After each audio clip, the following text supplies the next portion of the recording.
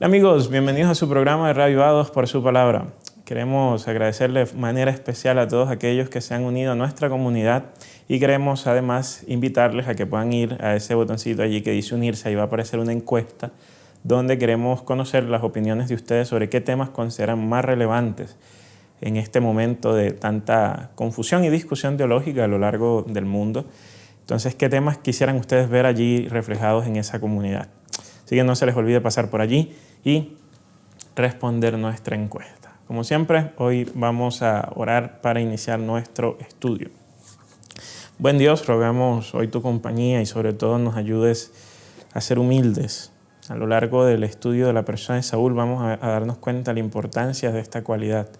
Así que hoy, Señor, permítenos entender eso, que no se nos deben sumir los unos a la cabeza cuando aún tenemos una confirmación de tu llamado. En Jesús, amén. Vamos a estar estudiando el 13º capítulo del libro de Primera de Samuel. Seguimos en la saga de la historia de Saúl, ¿no? Que empieza en 1 Samuel capítulo 8, cuando los israelitas piden un rey. Y hemos visto cómo Dios hace conocida su voluntad a través de Samuel y se unge a la persona de Saúl. Y allí cuando se unge a la persona de Saúl viene toda una discusión y una historia acerca de cómo Dios confirma el llamado que se le hace a Saúl. Y de hecho terminamos uno de los capítulos anteriores precisamente con eso, con que Dios le otorga la victoria a los amonitas, de los amonitas a Saúl, para que esto sirviese como una muestra pública de que Dios estaba con él. En el capítulo de hoy nosotros vamos a notar un aspecto particular de la historia de Saúl.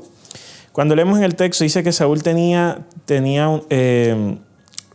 unos cuantos años y ya había reinado, dice, 2 años sobre Israel.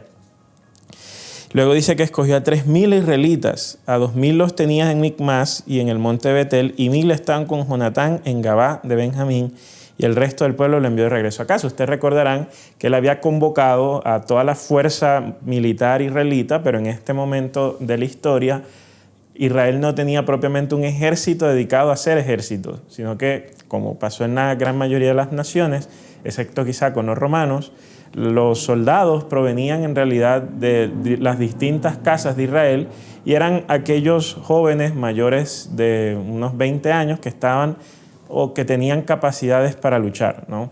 No se llevaban ni a los niños ni a los muy ancianos.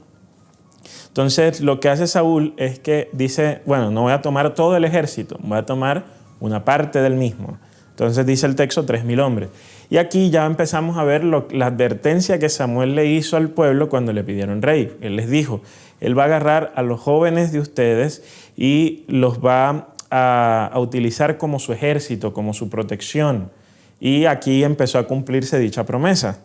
Que recordarán, el pueblo de Israel pidió algo que, si bien no era la voluntad de Dios, al fin y al cabo, termina Dios concediéndoselo porque bajo ciertas circunstancias eso hubiese sido productivo.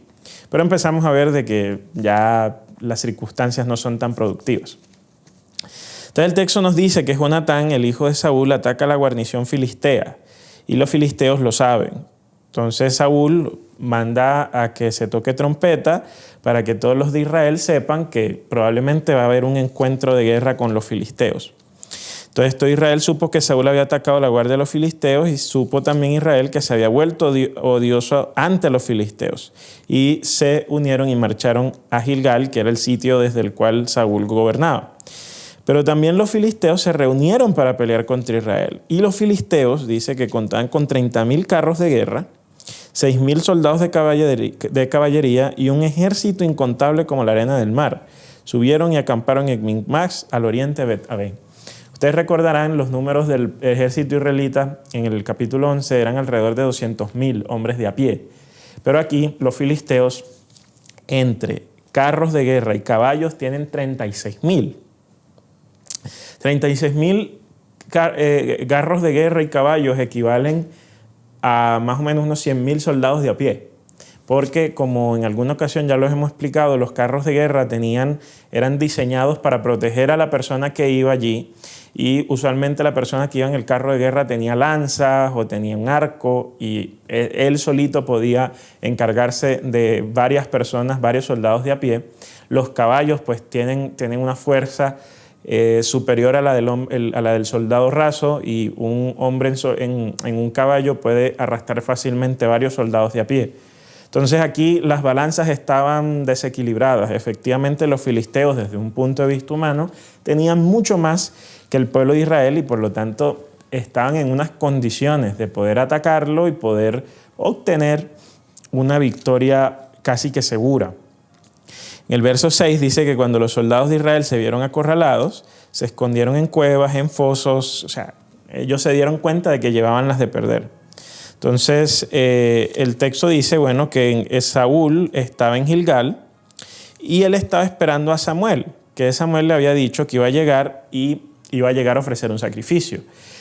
Aquí hay que entender, y recordemos de hecho que en los inicios del libro de Samuel hemos visto cómo cada vez que el pueblo está en guerra con los filisteos, porque no es la primera vez que ellos están en guerra, de hecho estamos hablando de un periodo extenso a lo largo de la historia de Israel, que si bien lo podemos ver resumido acá en unos cuantos capítulos en Samuel, en la carne, en la vida real, fueron varios años, ¿sí? unos 40, 50, 60 años, donde el pueblo de Israel constantemente estaba en guerra contra los filisteos, ¿no? Entonces esto era, no era una guerra definitiva, sino que era una serie consecutiva de guerras. Y a lo largo de toda esta serie de guerras se ha visto un elemento importante, que es cuando Israel va a la guerra necesita tener la seguridad de que Dios va a estar con él a través de la presencia del arca o a través de un sacrificio.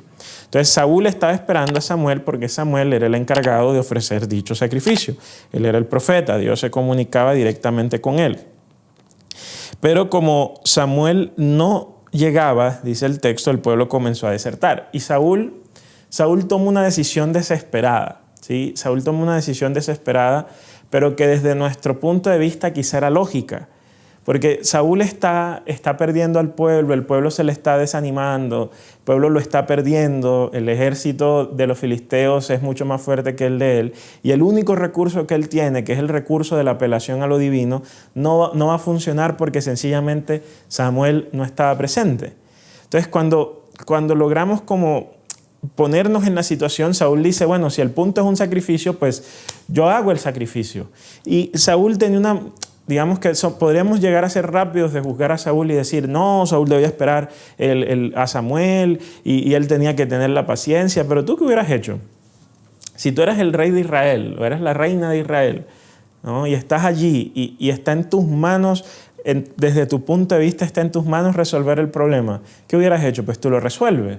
Porque Saúl era de esta mentalidad que no le gustaba de pronto esperar 7 años, 7 meses, 7 días, sino que él quería solución a los problemas ya.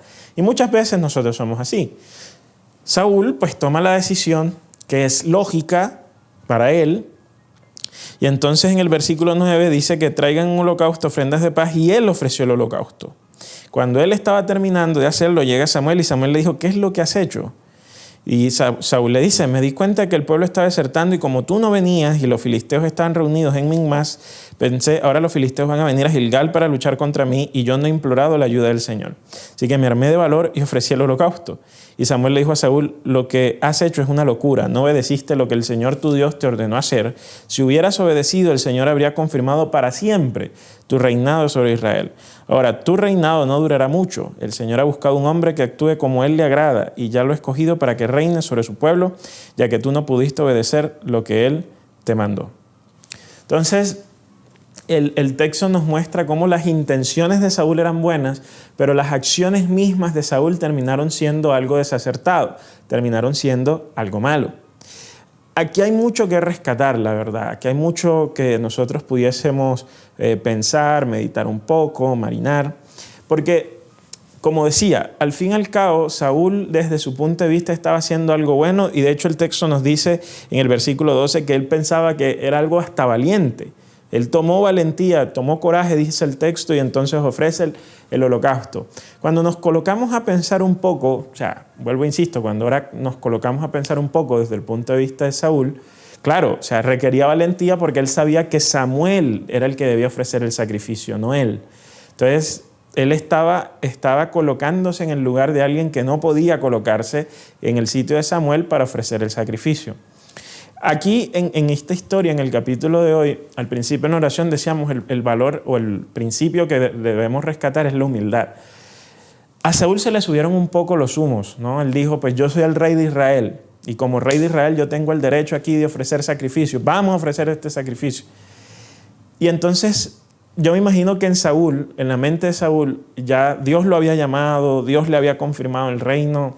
Pues bueno, ¿qué era este obstáculo pequeño ante la confirmación que Saúl había recibido del Señor, ¿no? Y Saúl dijo, bueno, vamos para adelante, es que yo voy a ofrecer el sacrificio y vamos a pelear con cuanto filisteo se nos atraviese.